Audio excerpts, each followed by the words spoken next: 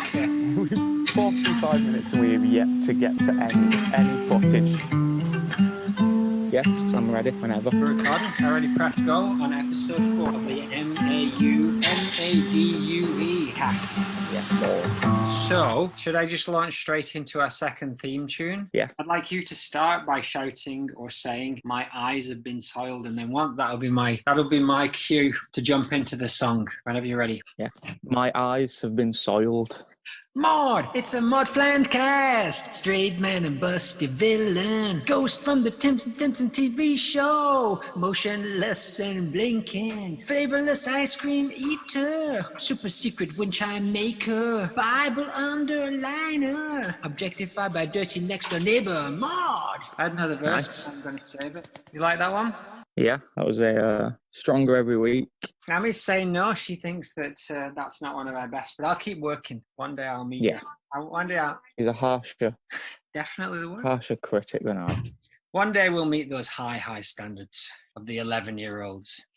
Yes. So, how's King Nathan of the Cockney Watchdogs and co-curator of the Maude Flanders Internet Database Theme Park and Hot Cake Museum? I am most good. Fine. Very good.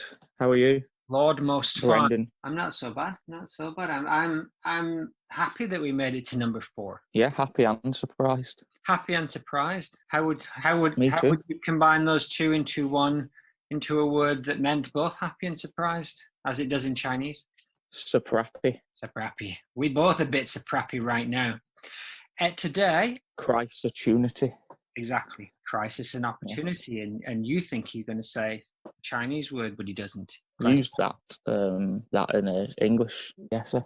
Christ-opportunity. I used the whole example. I can't remember why. Alrighty. End of season 2, aka Maude season 1 celebration. In this episode, we will be looking at some tiny little slivers of Maude that appeared in 3 episodes spread out over the second half of season 2. One entitled Itchy, Scratchy and Maude, one Old Money, and one Blood Feud. And then we're going to do something that you've described as Maude season 2 growth analysis. That sounds very fancy. You want to tell us a little bit about that? I think it does what it says on the tin. We're going to look. We have all 5 it'll be of her appearances, and we're just going to see if there's any changes over the 5 and where we might be headed in the next season. And what more can an avid listener ask for than that?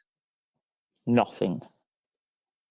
Many side sections also to come. Oh, it's full of side sections. It's full of side sections. Now, have you ever heard of the theory called Cerberus syndrome? The 3-headed dog? No, it's referring to the comic book Cerberus the Aardvark. Oh, the big black and white comic. Yeah, the big phone book style comics. Well, they were collected into those. Originally, they were just comics, but what happened is Cerberus started off as essentially mocking the sword and sorcerer like Conan the Barbarian style strips, but over the course of about 30 issues of the 500 there eventually were, it just became more and more serious and political until it was essentially a really dense political intrigue. And it's called the Cerberus syndrome, when a show begins silly and gets more and more serious. And can you see where I'm going with this? I'm going to hazard a guess that you're going to throw the Simpsons out there. Now I'm going to show this show.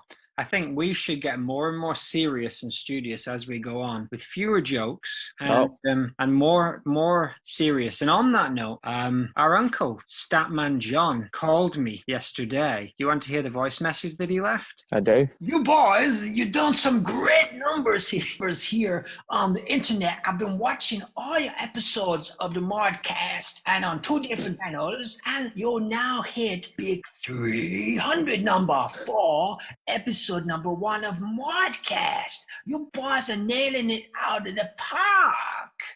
So that was a message from our uncle Statman John, who skibbly diddly diddly beat up bop, and so he looks like he's going to be keeping an eye on our stats. And what do you think about that? 300 YouTube Earth views for our first episode. That was fantastic. Where is he from? I've forgotten. From Wales, like we are. Oh yeah, of course he is. I mean, he's not a 300. bit strange because he's often eating a hot egg or a hot potato when he calls, so he's got that little bit of anxious vibe, and there's a hot hot molten vegetable in his mouth. But you know what? You can rely on his stats. Those stats don't lie. 300. I'm overwhelmed, as I've said in the past. The whelms are over. I think 300 is more than either of us would have assumed Or suspected. Now, but it's good. Now, kids, if you want to have a show that's successful as ours, all you have to do is base it on a incredibly famous show, probably, if possible, owned by Disney, and you just let the world do it for you, because they ain't coming for the content. All right? No, I think that we are piggybacking on the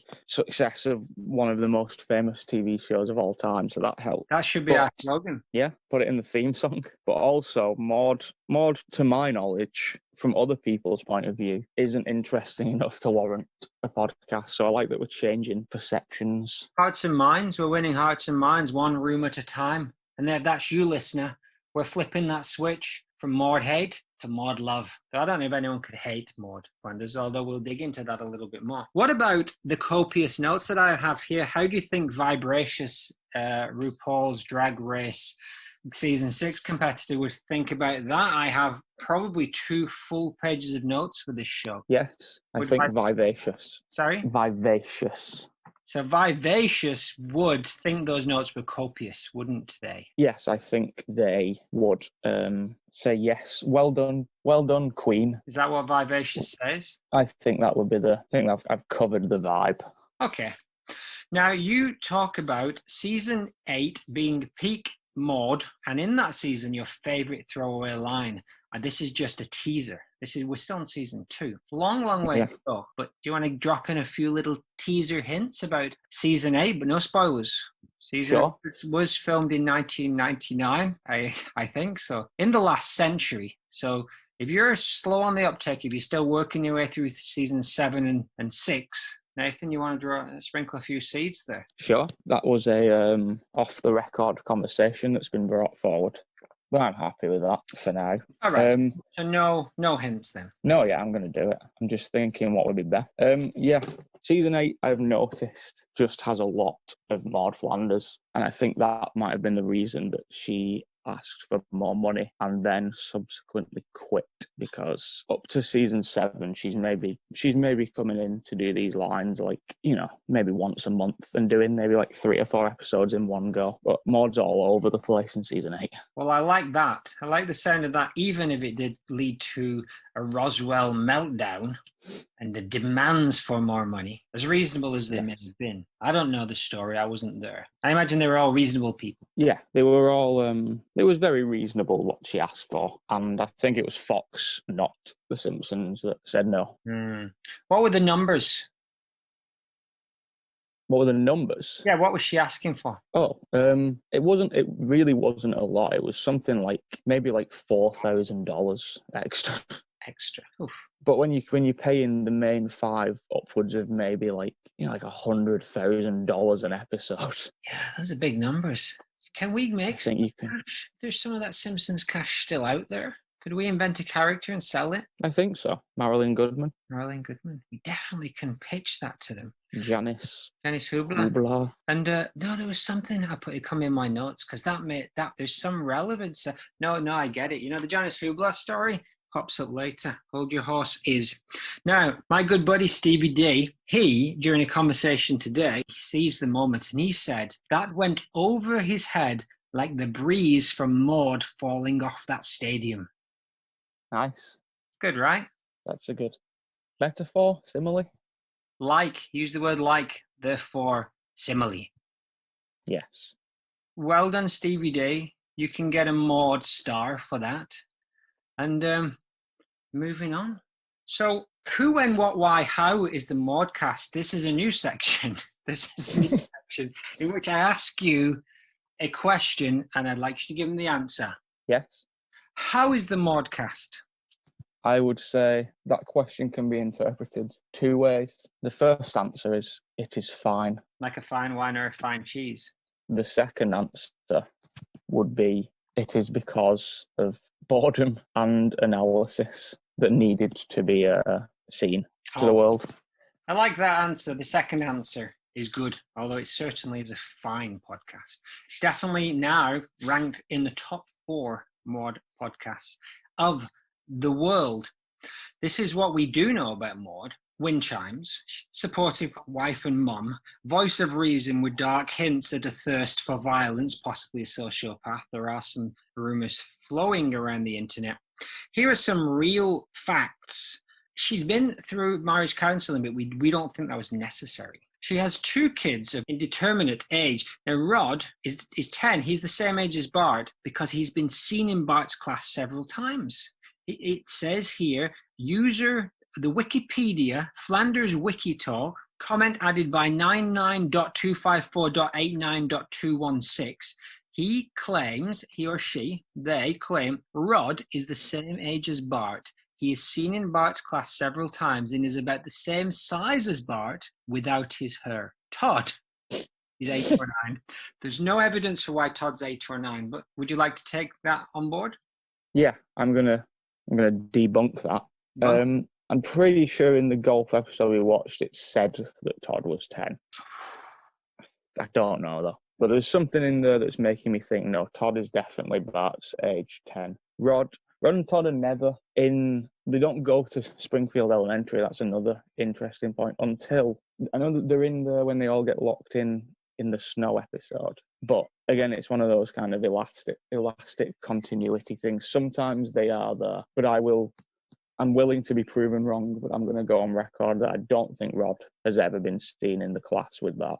And I don't think Todd has ever been seen in the class with Lisa. I think at the most we've seen them at the school or in the cafeteria. But most of the time they don't go to the same school. Ooh. Do you think they're homeschooled? Because a lot of religious families, they do homeschool their kids. Maybe. There's at least 4 elementary schools in Springfield, and we're basing that on cheap gags.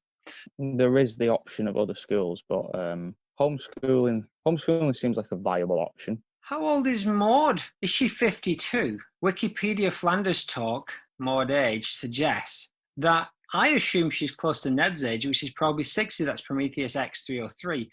However, Lemonhead112 counters with, I always assumed she was the same as Homer and Marge, but I don't have a source. I am on Team Lemon with this one. I think I watched just for sheer fun yesterday. I watched an episode with Maude in it, a flashback one from later on, and it's when Ned and Maude have just married. And I'm going to place her as, I'm going to say Ned's maybe like 15 years older than her, and Maude is more around the age of Homer and Marge. Well, how about this? User 962341156162 says, I believe Maude appeared in Take My Life, Please during the flashback when she asked Homer to take her to the prom. Are you familiar with that show? Yes. Is that an actual flashback or is that a dream sequence? Or a Hammer House of Hollywood Treehouse Horror? Here's 2 things about that episode. Possibly 3, but the third I might be wrong about. So that episode was the first to have the new HD credits, opening credits, where they've remastered, they've changed characters and stuff. So this is the first time that Maude is no longer in the credits following her death in season 11, because they didn't change the opening. So she was always, when they pan across all the characters, you can see her waving. So they got rid of her in this episode. And they never say that it's Maude who asks Homer on a date. But I've always been under the assumption that it is, because she really looks and sounds like Maude. And the joke would obviously be, oh, wow, look how things could have turned out. Maude Simpson. So, I agree that it is Maude.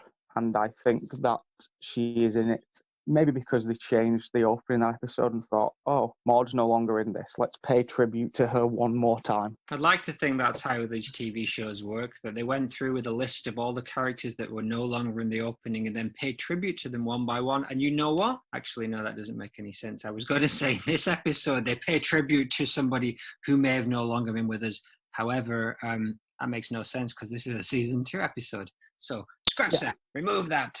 Now, that is wrong. Hang on, I have a third point to make about that episode. Good. Also, again, adding to the whole mysterious changing of the credits, Maude is on everybody's mind situation. This is the one time this has happened. There's a crowd scene where you can see Maude with Ned, Rod, and Todd. in that episode, they have a crowd scene where Maude and Rod and Todd are all in there. Yes, and it's 12 or 13 seasons after she died, and they managed to never make that mistake before. But there she is. Mistake, a very well chosen word there. Let's just leave it at that, shall we? Yeah, we'll come back to that in episode 37. I hope so. Those numbers might shunt. Who knows? There might be some bonus episodes in there. What about this picture of the action figure that you shared with me from Playmates with Marge? No, that's not her name. With Maude in the games room where she originally served those wonderful club sandwiches. What can you tell us about this image? Yeah, I think it's really good. I think it's a good design, and I'm still very sad that it never got made because it would have completed the collection. They cancelled it because nobody was buying them anymore because they'd got to it was like wave 17, so they were really stretching the whole character thing out. And again, Maude was the only kind of person they hadn't done who it would have made sense to do. Yeah. Here's some Maude up facts. Born in Fargo, she has an evil twin, Flawed Manders. Her mother, Marilyn Goodman, was a religious lady, and Maude was born in 1954, raised in a farming community with no TV, and early in her life she was quite flamboyant and made at least 2 wind chimes as part of a school project. And we're going to dig in further into her life and those facts when we reach whatever the segment is called that comes up later. So, isn't it spectral speculations? It is indeed. So this week at the MFIMTPAHCF. Now, I'm trying to avoid doing what Richard Herring, the comedian, does. I don't know if you've seen his podcast, because he does one called Richard Herring, the Leicester Square Theatre Podcast, and he abbreviates it and makes it into a word and says restiple, which is just all the letters mashed together. Now, if I'm going to do that, it would sound like this. MFIMDTPAHCF. And that just sounds a bit like his, so I don't know. So I'm just going to call it the FMIMTBDB. So what's been going on down there at the old Maude Internet Museum trade paperback database this week? Kim Kiwap, Knowing Me, Knowing You with Alan Partridge.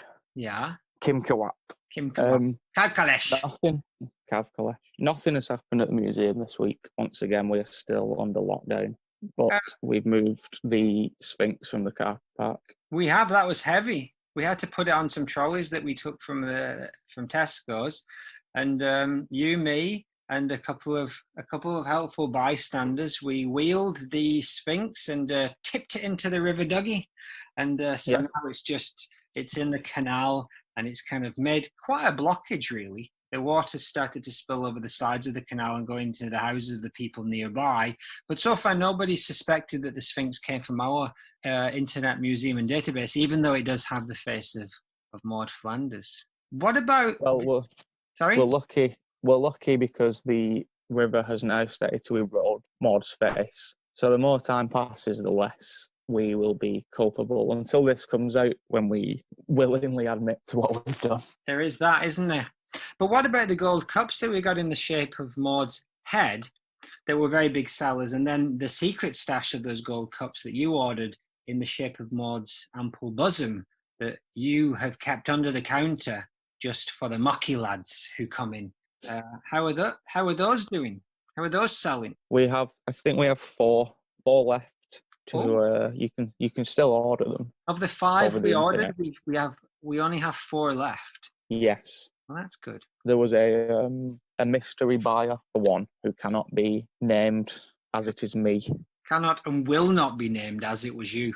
Now, you won this. You won the Maude Flanders Museum trade paperback database in a flandball contest with our other brother Kieran, and it was also mysteriously turned out later it had been left to us by our grandfather in his will. Now, what people don't know is that there's a whole host of Maude Flanders Internet Museum and TV databases around the world, and the new one has just opened this week in the Côte d'Ivoire, the Ivory Coast. And so, what can you tell us about the Maude Flanders sister Internet Museum and trade paperback TV database that has opened up in the Ivory Coast, the capital city of the Ivory Coast, which is, of course... Yes, you're right. It is, of course, in the capital city of the Ivory Coast. And it's more of a pop-up stall at the minute in said capital city to just feel the water. I think we've sent 3 of the mugs and just a handful, a plastic bag full of Maude masks and Maude pens just to test the waters in Istanbul. It's not in Turkey. It's in Côte d'Ivoire. It's in the Ivory Coast, which is not that close to Turkey. But obviously, you're getting mistaken with the Turkish Maude Flanders Internet Museum and database that was opened a few months ago. Now, just before we move on from talking about the museum, and please take a visit, just in Worsley Mains, just off the Netto car park. Stamp, our night watchman, seems to have got himself stuck. I got this voice message from him just 3 or 4 days ago. Nathan, what have you done? You've left the bloody ride on and I got on it and I'm going up and down forever. I'm stuck on Wind Ride, lad. I'm stuck on Wind Ride. I'm going round. I've been on it for 2 bloody days. Nathan, come and save me. And then he beep, and then he just kind of trails off. So that was about 3 days ago. Have you been back into the museum since then, or? No. So all right. The only thing I've done is put more shutters down so that people have even less access. Well, I'm sure Stamp's found a way off. I mean, he managed to survive the first 82 years of his life. I'm sure he'll be wily enough to find his way off that roller coaster that he's been stuck on for about a week and a half now. If he doesn't make it off, he wasn't supposed to make it off. Oh, fate. Oh, fate, you wicked mistress. Well, speaking of fate, Christ. we come to a section now called A Week Too Late. So we do very little research before, as we can attest, because obviously you know that the capital city of the Ivory Coast is Yamoussoukro.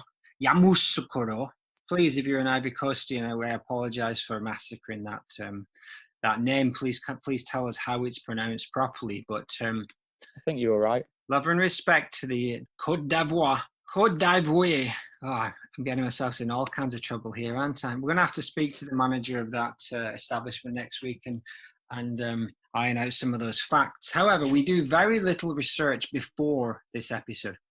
So what happens is invariably we talk about things and then we have to go back and find out what was true, such as your travesty earlier about whether or not Rod and or Todd has ever been in Bart's classroom. Now, it turned out Marge was in the room, wasn't she? And when we scrolled across the room and Ned Flanders was waving his arms around and we said that maybe it's because he was getting angry about Maude underlying his Bible. And we said that maybe Maude was in the kitchen with Marge just doing some last minute prep. Marge was right there. So where was Maude? Yeah, Marge was right there, and I realised that when I started doing the images for that third podcast. So the image of Marge being there is now over. We are talking about whether Marge is there or not. So we answered that question in and of itself. Maude. I guess so. I still like the idea that she was just grabbing a sandwich. I think maybe we've overlooked her interest in club sandwiches. Oh, you think there's a bit of a theme there? She can't drag herself away from that most humble of snacks, the old sandwich. Yeah, whatever she was doing, it was wholehearted. Whole wheat as well, probably. Probably. Gluten-free. Keeping yourself regular, gluten-free. So, Reverend Lovejoy was apparently saying, we have some new pamphlets available in our church news rack, including Bible Battlers, Satan's Boners. Good grief, more Satan's Boners. So, Satan's Boners was the name of one of the pamphlets that it was suggested maybe the Reverend wrote himself, and a boner, in this case, possibly a mistake. Yeah, I do know that, I think it might be Ned actually. The word boner has been used on occasion to mean mistake in this program.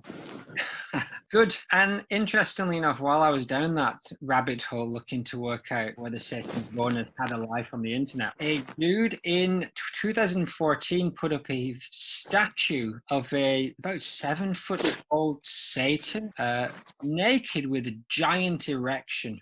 It was described as standing 7 feet tall, brandishing the devil's horn salute and sporting a hard-to-ignore erection.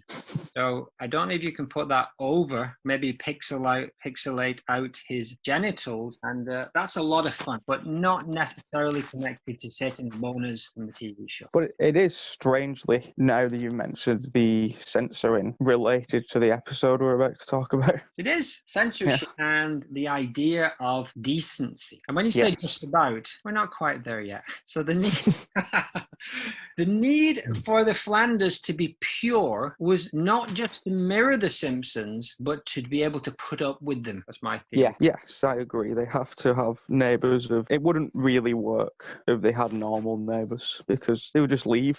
Well, the Flintstones had Barney next door, so it would have been like if Barney Gumble lived next door and they were like good friends, but it definitely would have changed the show. It would have been a buddy show about Homer and his buddy Barney, and not a family show. Yeah, and they also made the decision in season 2 to make Ned... I don't think Ned wasn't particularly religious until season 2. Okay. He sort of was just the kind of... He was the neighbour that was better than Homer, but there was no religion, really. Last week you mentioned the secret garden, how Maude's youthful garden, this was all imaginary, it's nothing to do with the show, it's just conjecture. But you did mention the secret garden, and so essentially this is about... Wow, that was a big yawn. Sorry.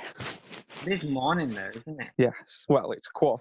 All right. So Murray in the secret garden, and this was from like 1911. Her parents died. She was sent back to England, and then she finds a garden, but the key has been hidden somewhere. It's a secret garden behind a wall, but the key's been hidden, so they can't get in there. Now, this was in the Victorian time, so people didn't climb walls, so don't even think about that as the solution. But anyway, she also at the same time hears these weird cries through her house, and she finds a boy just like locked in a room who turns out to be her cousin, and he hasn't left the house for like many years. So she puts him in a wheelchair and then kind of like wheels him around the regular garden, and then it turns out she found the key. A little Robin Redbreast showed her how to find the key. Then she found this boy who's also her cousin. Then she takes him into the secret garden. It turns out he wasn't really disabled, he just hadn't really done much for a long time, and so he basically just gets better, and he recovers because of the beauty of the fresh air in the garden. Okay, what's that all about?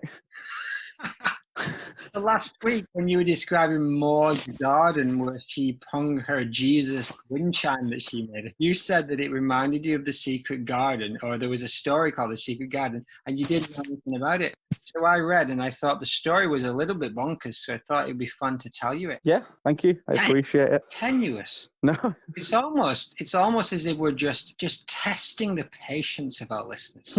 I was just waiting for it to just become in some way relevant. But I like that it never did. I like that it just stayed as an independent book review mid-podcast. Last one. Twitter account of Simpsons writer and producer Josh Weinstein. He posted, I mentioned this last week, he posted a couple of images from a style guide that was apparently 500 pages long that told you exactly how to draw like the characters. I don't think he's going to give it up, but it would be great if Maude or some kind of rules for creating Maude is in there. You're awesome at making your own Simpsons characters, and here is a relevancy. You have an Instagram called Face Forward Simpsons, in which you have drawn more than 1,000 Simpsons characters, including characters that were never in The Simpsons, but you have now turned them into Simpsons figures that are all facing forward. Is that correct? That is correct. I've been doing it for like a year and a half now, maybe. But I just like the way that they look facing forwards. I think they look creepy and unnatural. So it's always been more interesting to draw them like that. Well, there's a lot of Maudes on there. Sorry? There's a lot of Maude. Well, I'd like to do one episode. I'd like to collect together all the Maudes that you've drawn and have a look at them, because they're really good, actually. I like them, and it's an interesting take. For many years you just drew regular Simpsons characters and drew us, the friends and family, in the style of the Simpsons, but I like this little niche that you got into, because you almost never see the Simpsons just face forward. right. No, yeah, thank you initially. Yeah, I sort of have to make an assumption with most of them. You can probably, if you're not as lazy as I am or uninterested in the research part of things, I'm pretty sure you can go and find screenshots of them facing forwards. But for the most part, I just guess what they would look like facing forwards. Rock on. So here's a section called Maude's Daddies and Mummies. We originally said we didn't care who wrote or directed the episodes, but it became pretty clear that actually those people might be a little bit important. And so we talked about Rich Moore and Jeff Martin last time, and the Mark Kirkland popped up in these episodes, and these are War of the Simpsons actually. So going back to last week, so Mark Kirkland, he basically has directed 2 to 3 episodes in every season to this very day. So he'll have had his hands in a lot of Maude pies. That's impressive. I didn't realise that anybody was still. I didn't think that anybody was still around from the very early. I knew people were still around from maybe like season 8 or 9, but I didn't know anybody was still around from the very early days. So that's good. Well, it's interesting because the War of the Simpsons, and the other guy was John Swartzwelder, and you know his name because he's written the biggest number of Simpsons episodes ever. He's written 59 episodes, so essentially 3 full seasons of The Simpsons by himself. And apparently he was allowed to work from home. And yeah, because I was going to say, I know a few things about him, in that people often say he's the best of the Simpsons writers, and he's also very reclusive. And I sort of just picture a 1940s, maybe sort of similar to I can't remember his name, the guy in Misery, Paul Shelton. Yes, that's one. Paul Sheldon, the main guy who gets his feet miseried. I picture a guy like him, like this. I'm going off a tangent here, but there's an episode later where Mr. Burns goes to the doctors to find out what's wrong with him, and they find out that he has almost everything wrong with him, but in such a perfect balance that he's okay. And they said they kind of based that on this John Swartzwelder going to the doctors, and he's like a heavy chain smoker, heavy drinker, and the doctors somehow basically working out that it was somehow benefiting him to keep chain smoking and drinking. It was only the nicotine that was keeping him together. Yeah, it was sort of, yeah. So they're the only kind of things. I know he's written a few books that I keep meaning to buy because they always say that they're very funny. Well, apparently they're like absurdist novels, like just wacky stuff, and they probably are. I mean, I think so. I'm not going to turn any gold down pops up. So the thing is that if some Maude related thing comes onto the radar, I'm going to chase it down. And so just looking into Swartzwelder's a little bit, and it was somebody just said that somebody described his interview for David Letterman's show, where I think he was a writer, as one of the most spectacularly awful in history. It consisted of him entering David Letterman's office without permission and discussing the state of television, i.e. it was all shit, while smoking and drinking. He was not hired. But Downey, who I guess was related, hired him for Saturday Night Live. So he didn't write for Letterman. He went to Saturday Night Live. And yeah, I think he's like a libertarian style guy. He's anti-environmentalist and, freedom of speech and... Bit of a maverick, but interestingly, apparently wrote some of the most environmentally themed Simpsons episodes. I'm sure his name's going to pop up a whole bunch because he wrote he's around till maybe season 13 as well. Yeah, he's in his 70s now, I think. All right, more letters and comments. So we heard some stats earlier from a long time ago, it seems like now, from our uncle Statman John of the WAS. And so one thing that struck me was that we had a comment. I won't say the person's name because last week I said those people's names, but that's because I knew them and I was mocking them openly. This person I don't know, but they seem genuinely interested in the show, and it's wonderful. And they have said that they may even consider drawing a wind chime. So if you are listening, that would be lovely. And we appreciate your interest in this Maude show. So we did get a letter from Ton Stradong, and the question is, it came via carrier pigeon, and the question is Maude the strongest person in Springfield? No, not by any means. Not spiritual. There isn't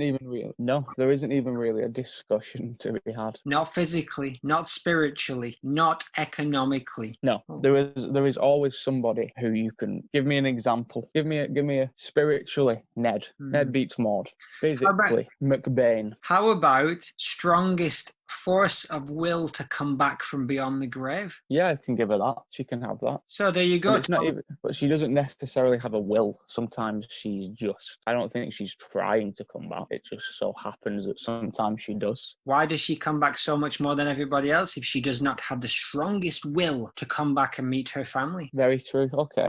Yes, then yes, she is the strongest. So there you go. Mr. or Mrs. Ton Stradong of the internet, Maude is the strongest person in Springfield, and also a resounding no. Now, I Googled Maudecast to see if I could find it. Do you think it popped up first on the top of my Maudecast stream on the video page of Google? I don't think so. It did not. Because it hasn't. No, because it hasn't for me yet. So Even on YouTube. So what does come up when you type in Maudecast? I can't remember. Something to do with B. Arthur, I think. There is a 70s show called Maude with B. Arthur in it.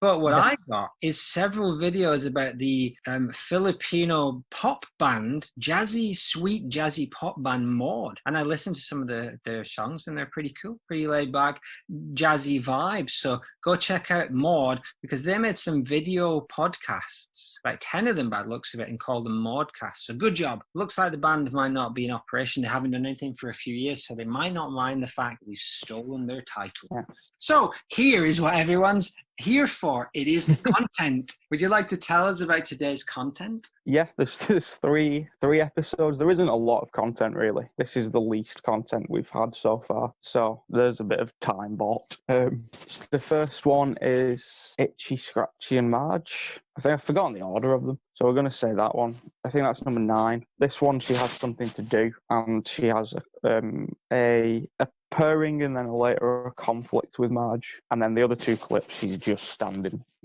around. Right on. And then we're going to dig into Maude's season 2 growth analysis. So clip 1, coming from, I believe, Itchy, Scratchy and Marge, we see a protest organised by Marge outside the TV studios. Yes, I think it's the Itchy and Scratchy studios. Bart has changed his sign to don't ban Itchy and Scratchy. And Marge is saying you've just enough people taking interest. And who turns up first on the scene? Just passing by? It's Maude Flanders, assuming Ned's just behind her, but who knows? And she says, hello, Marge, but not to Homer. She doesn't say hello to Homer. Turns his back on Maude and looks worried. And my question was, how long after the boob incident is this? See, this is the thing. This is before, because that is like later in the season. That's like episode 20. But because this was just a brief clip, I've included this in the overall. We might have to look into that. I think it would just be better to do it completely chronologically as of now. But for this instant, we have not done that. And so this is actually before, but it is after the golf game. Do you think the episode really run in chronological order in Springfield time? To an extent, yes. But there is no time also. So Maude turns up first on the scene and she points to the sign which says SCUH and she says, what does that mean? And that doesn't even make sense. Those letters are not correct because Marge then says Springfielders for Non-Violence, Understanding and Helping. Yes, I think it is SNUH. Okay, and it's a crusade against cartoon violence that is warping her children's minds. Maude stands there the whole time with a very calm look on her face and nods along and makes them like, very pleased to be hearing this by the sounds of it. Yeah, Maude, I think she was just passing by. I don't think Ned's there. I think she was just passing by alone, saw her neighbours, saw something that she thought she could get behind and listened with open ears. No judgments, just listening. She also seems to believe Bart and Lisa's lies about where they are going to go, because she just smiles politely. Yeah. Is she innocent? Is she thinking, oh, those kids are doing, that's great, enjoying their childhood? Or does she just not care? Yeah, I think she knows and she doesn't care. I think she just, here's something interesting. Maybe Maude is using The Simpsons as a mirror into her life. What? So she's thinking, I'm glad my kids aren't like this. I imagine that she thinks that a lot when she sees The Simpsons kids, even Lisa. Because Yes. Lisa is the Beth Simpson kid, but still way worse than Robin Todd Flanders. Yes, definitely. And we will see them all live together 3 seasons later. Really? So they go off oh, here's the thing. This is what struck me. So Lisa goes off to watch a TV show at her friend Janie's house and doesn't want to tell her mum. Oh, now that is interesting. So maybe Maude is smiling in a nostalgic way. I remember those days. Do you think? Yeah, maybe she's thinking, well, Janice Hoopla.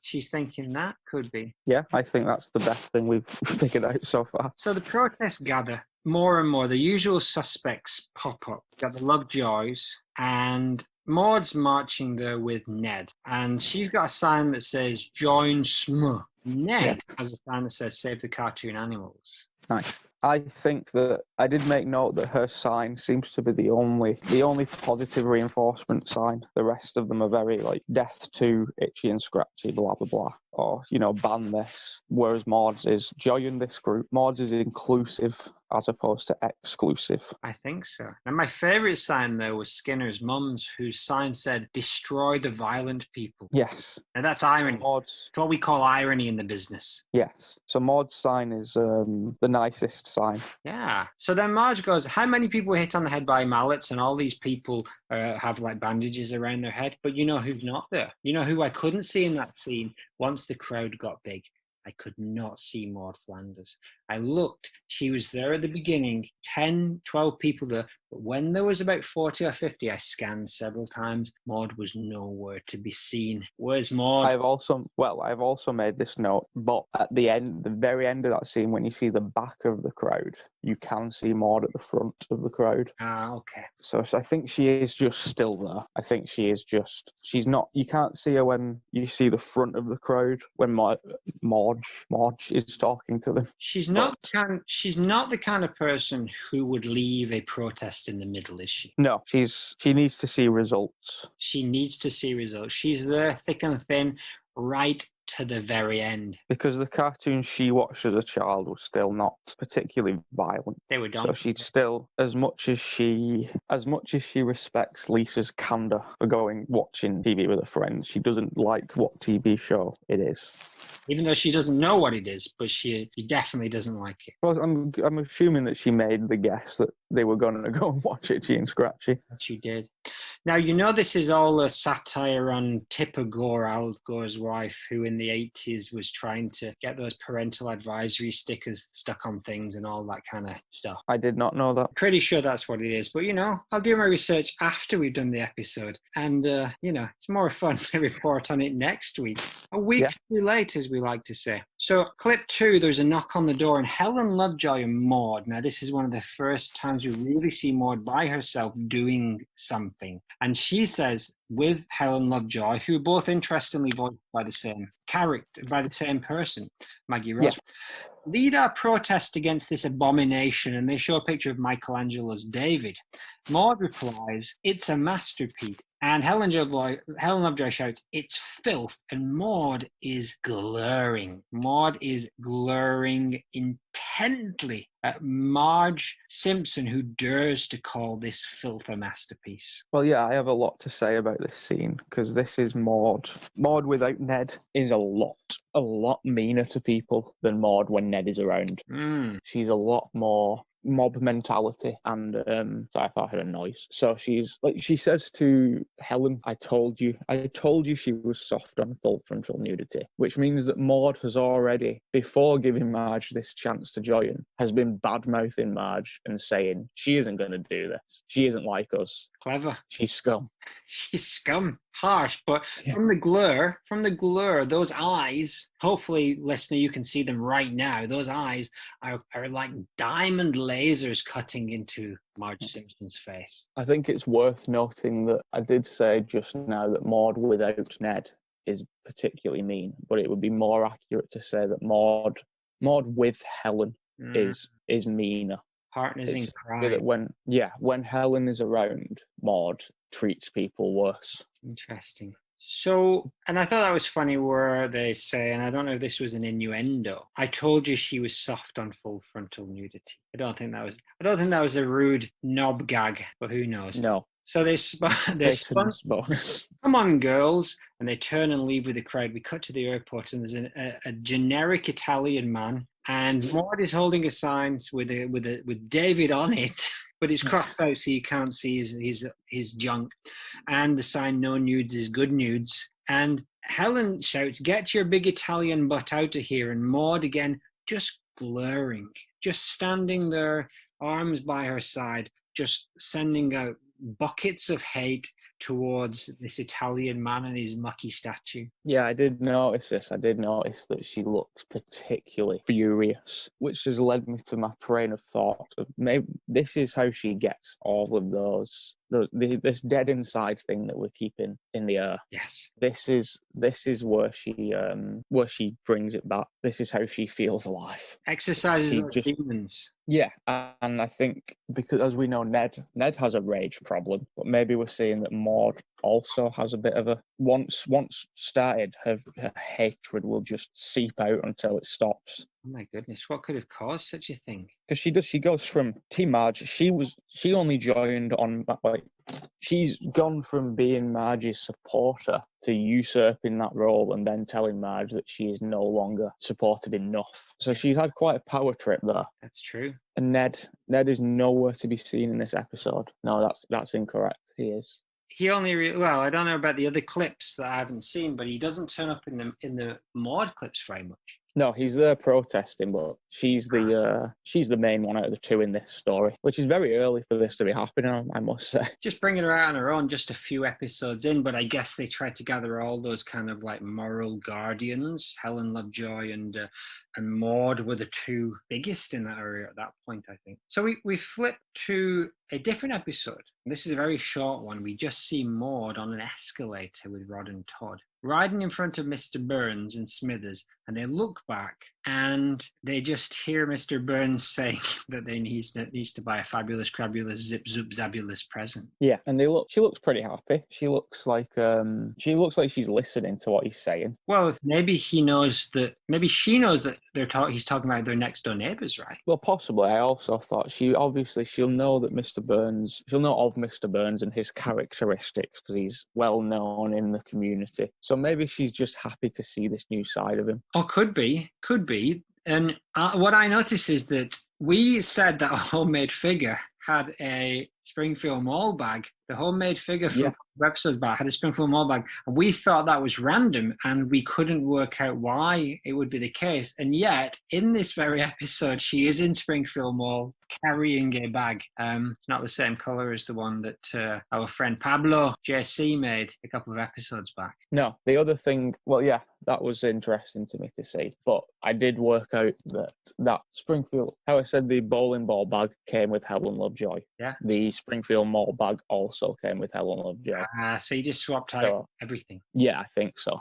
So I think we've hoped that his reasoning was deeper than it was. So that's what we're going to stick with. So one other thing is they all turned, Rod, Todd and Maude turned at exactly the same time. They all turned in exact synchronicity, if you will, to look at Mr. Burns. And I thought that was a good example of the strength of that family all together. They're quite where Ned is at this point again. I don't know. Is he setting up the leftorium, do you think, or is it too early in the day? I think it's too early because he also doesn't own it yet. So that's. But yeah, I did find it again. He isn't. We're seeing Maude again alone with Rod and Todd. She's becoming more prominent early on than I ever imagined she would. Than any of us ever imagined. No, to say that in her first season we have seen her twice alone is quite something. Yeah. Here's one point that was funny, that apparently Mr. Burns was supposed to be in the marriage counseling thing in the last episode, but the mail order bride that he was with apparently looked too much like a prostitute, and so they cut that part from the entire episode. I don't know how true that is. I just read it when I was down some Maude rabbit hole. I like that. I didn't know that. That's interesting to me. So clip 4, Grandpa is giving away $100,000 and Kent Brockman is doing a piece. There's a line outside the retirement home and there's a bunch of Springfield figures and Maude and Ned are in that line. Can you, just for fun, Nathan, can you tell me who else is in that line? There's a lot. It's similar to what you said about the Hitler thing. They must have done this a lot early on without me realising because I was I haven't watched the early ones for years, so I think a lot of this went over my head at the time. It's only when I watched it now, I saw Darth Vader, I saw the Joker. Yeah. Mer Quimby I saw, Yeah. which was funny I'm because in Joe. he's the Mer. Ned and Maude are the most interesting people in the lot. For me, the most interesting guy was the sushi guy. I don't know if he was the guy from the Fugu restaurant, which is that season what? No, I think that's season 2, and I think, again, it must have just been a recent character model. Maybe. But do you know who was there, who wasn't in the line, but that was stood in the garden, and as you have already cited as one of your favourite characters? Disco Stew. Not Disco Stew. He hasn't appeared in mine yet, but he is a musician, and he is dead. And you did say that he was possibly your second favourite character after Maude. Oh yeah, are you talking about Bleeding Gums Murphy? I am talking about Bleeding Gums Murphy. Did you notice that he was in the retirement home? No, I did not. That's quite interesting. He's still alive at this point, but he's my second favourite dead character. He isn't my second favourite Simpsons character. Who's your second favourite Simpsons character? Disco Stew. Really? Well, it changes from as a kid, it was Disco Stew, Frink, and Comic Book Guy were the 3 that I liked the most outside of Maude. No, I like Chalmers a lot. I'd put Chalmers up there, and Milhouse and Ralph I like a lot more. All good choices. Now, there's a big list. Yeah. And Luan Van Houten. Luan Van Houten. Yeah. Nice. You don't want to throw in Milhouse's dad, so you get the whole family. What's his name? Claude? Klaus? Kirk. Kirk is the funniest of the 3, but no, I'd pick Milhouse and Luan over Kirk. Yeah, I also saw there was a large female Spock in the line, and Apu at the front of the line. Weird. I thought such a man with a thriving business would want 100 grand, but who wouldn't is a good question. So Maude is stirring ahead intently, eyes on the prize, but Neddy is smiling into the camera, and I think that tells us a lot about the two of them, doesn't it, Nathan? It does. Maude is very again, I think Maude spends a lot of time in her own thought. Okay. That's what we've learned this season, especially that Maude is a very reflective person. She often seems to be lost in her own thoughts. But why are they, this is a question I have for you. Why do you think that why do you think they want this money? Why do you think that the Flanders would think it was okay to take $100,000 or whatever it is from an elderly man? That's a good question. Maybe they think they can do good with it in the community. I would like to think they're not just going to go and spend it on a giant gorilla to go on the roof of their house, or a sports car. Now, this is what we promised several times. Maude season growth. What do we have? Yes. No. The last thing I'm going to say is I agree with you that they were going to do. Ned's face implies that they were going to take the money and do good with it, but I do like the idea that Maude was thinking more of, but we are going to keep some. Eyes on the prize. Who knows? There's a dark side to that lady that we will uncover. Well, that's part of the growth that we've learned here. So the first time we saw her, this is her first season. We have 5 appearances. From the first time we saw her to now, she has already changed. We've already gone through the first time we saw her, she's dead inside, and then the marriage counselling retrieves her, her love for her husband. And also we now have this bitter side that we've also already seen towards Marge. That's all in the first season. I thought this was a little bit more spread out. I thought the Marge stuff came later. So we've already got the 3. Homer and Maude is a very big recurring talking point. Yeah. Marge and Maude is a big talking point, and we already have both of those things within the first 5 appearances. So they've really set up her clash with Maude about who is the best moral guardian, or the fact that she feels that Maude sometimes is not doing enough to keep up the morals of the place. And likewise, she's had the clash with Homer, who just likes to ogle her and is not a nice man generally. And yeah, we have conjectured very much about her own torrent that's lying beneath the surface. But I think that protest episode is key. However, she has shown she's a very supportive wife, very supportive mother. And so we've seen some good and we've seen some bad in Maude. She's outside of... Sorry? Go on, sorry. She's certainly not the one-dimensional character that some of you out there think she might be. Yes, and we've also, we've speculated a lot of stuff, but we have also learned a lot of concrete things, like the wind chimes, the club sandwiches. We've seen her, well, again, this is the first season, so we've seen what she physically looks like. As before this, it was just known that Ned had a wife. So now we have a face and a personality to the name is what we can take away from this season's appearances, is that she's religious, loving, and a bit sassy. Yes. Should we have not? She's certainly not been fleshed out fully, but we've definitely got the skeleton of a character, not a ghost, but a skeleton. Yes. I just thought of that one right then. It's good, right? It is good. That's another theme tune. So let's move on because we've got to wrap this up in a few minutes. We've gone quite long. So last week we bumped the Maude art today.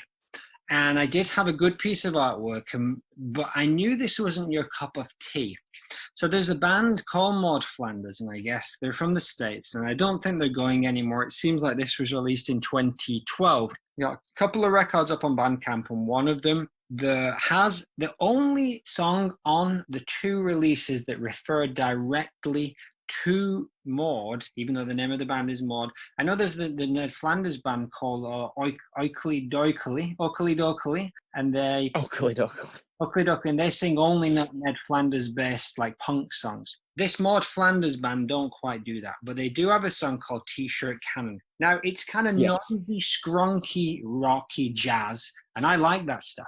My cup of tea. Thought it was groovy stuff, so I really liked their music just in and of itself, even if they weren't called Maude Flanders. So good work, guys. However, they are called Maude Flanders, and they do have a song called T-Shirt Cannon. And so what I'd realized is if you took the opening of the episode where Maude dies, spoiler alert, and slow it down to 50%, and then you put their song T-Shirt Cannon over it, you will get that magical synchronicity you get in the Wizard of Oz Dark Side of the Moon thing. So, Nathan, did you have a watch of the video? No, I didn't bother. No, yes, I did. I watched the whole thing, and I have thoughts. The music actually starts off, and it's not that hype, but it kind of starts to hype up. And interestingly, when Bart first pulls back the bushes and sees the track, the race track, it kind of, the place kind of gets hype a little bit.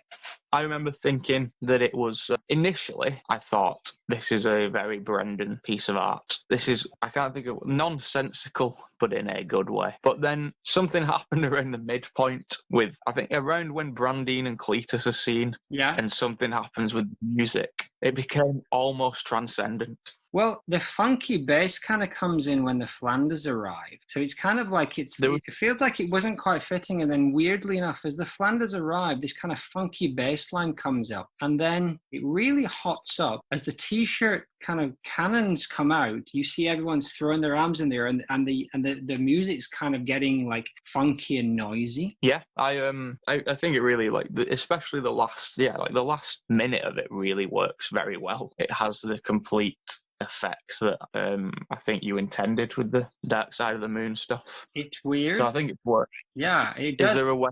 Sorry? Is there a way of us to add that, or a segment of that in this? Yeah, maybe I can write to them and see whether they like that idea. Here's what I really liked about the end. As the music stops, and it's a live version, so you hear the crowd clapping, and that's the point where Maude falls off. And so basically the crowd is applauding as Maude falls, and then it goes to Ned's face, and there's like applause, and then it kind of fades out. I think it was really cool. It is also worth, if you are going to get in touch with them, if they did just name this one song T-shirt Cannon, maybe they had this intention the whole time. Maybe they played this piece of music whilst watching that scene. It has to and be. That was...